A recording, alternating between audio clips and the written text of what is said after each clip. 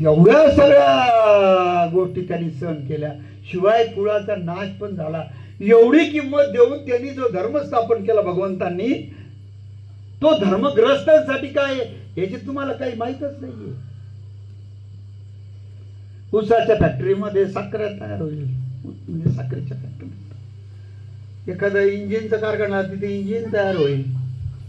रंगाची फॅक्टरी आहे, तिथे रंग तयार होईल.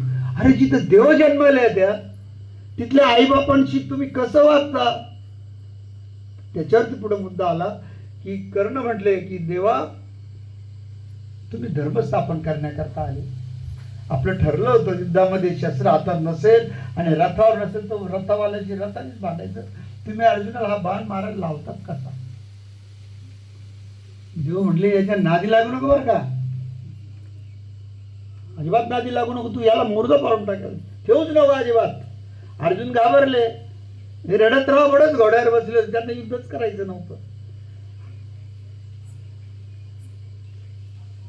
मग अर्जुनाला वाटलं की बा कस काय मारायचं याला बाण, आता असं आपल्याला भगवान श्रीकृष्ण तर असे सांगतायत.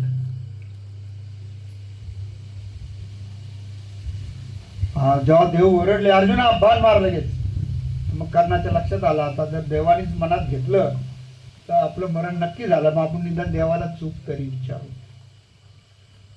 मग त्यांनी बाजूला गेला, दोन्ही हात जोडले, म्हणजे देवा आपण धर्मस्थापनेकरता आलेले आहात, माझ्या हातात शस्त्र नाही, रथ मातीत घुसलेला आहे. आता सूर्यास्त थोड्याच वेळामध्ये एक अर्ध्या 15-20 सेकंदाच्या आतमध्ये अस्ताला जाईल, युद्ध बंद होण्याची वेळ. तुम्हाला घाई काय आणि असं तुम्ही का करत आहात? हा माझ्या रान्या नाही का? भगवंत म्हटले ज्यावेळेला लाक्षागृह ठरलं होतं, 5 भाऊ आणि जाळायची आई, त्या बैठकीत तू होतास. द्रौपदीचा कपडे काढायची वेळ आली, त्या बैठकीत तू होता.